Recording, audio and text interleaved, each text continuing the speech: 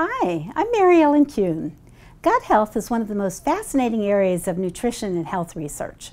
Scientists are working hard to better understand the myriad ways in which the vast microbial community that inhabits the gut affects our health. Already, the gut microbiome has been linked to immunity, obesity, anxiety, and even athletic performance.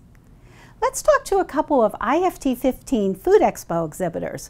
We'll explore two important contributors to maintaining a healthy gut: prebiotics and probiotics. My name is Kathy Lund. I'm with AIDP, and my title is Vice President of Business Development and Marketing. Digestive health is a very, very large category, and it's been growing. And most people are familiar with probiotics because it's been very popularized in yogurt. However, prebiotics are really one of the precursors of what you need in your gut.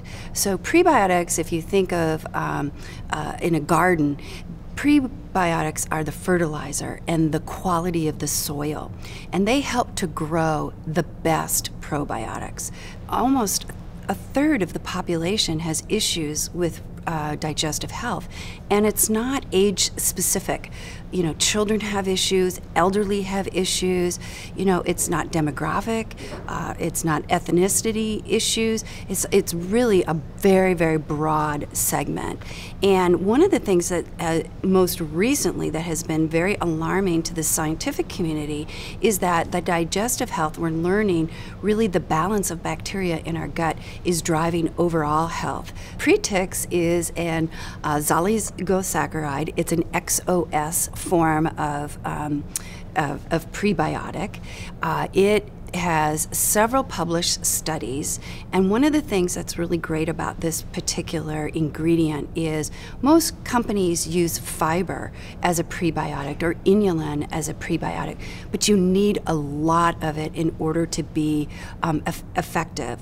And in the clinical research that we've done, we have two human published studies that shows that the effective dose is only 1.4 grams. So we're seeing it in beverages, we're seeing it in capsules, we're seeing it in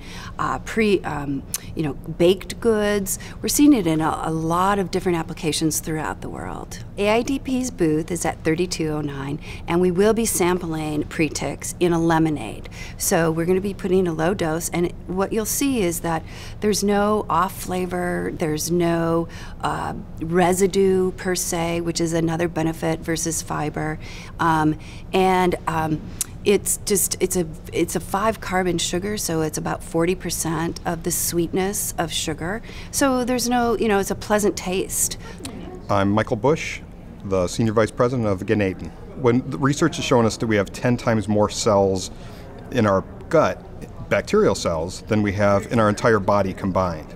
So with the research going on, we're finding links between everything ranging from mood disorders to autism to inflammatory processes, cardiac processes, you name it, in addition to the gut, typical digestive and immune relationship that we find between probiotics, the gut microbiome, and everything else. Live microorganisms, when delivered in adequate amounts, actually produce a benefit to the host. So basically they're beneficial bacteria that work to provide all kinds of benefits in the gut.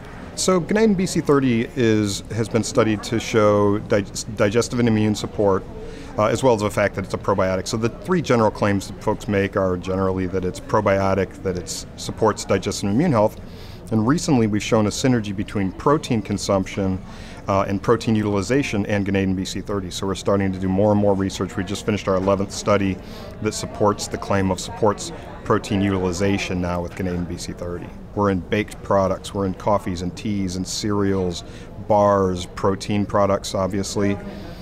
We have some interesting dispensing technologies such as dispensing straw and dispensing caps that allow us to get around the shelf-stable beverage issue. But it's basically anything from the most basic yogurts and things like that all the way through coffee, tea, and baked products. Here we're going to be showing some interesting products. One of them will be a protein product. It's actually a protein bite. We'll also have here samples of coffee and tea and bars, and you name it. We'll have samples not to consume, but samples to look at and look at the concept and formulation of about 100, 125 different products.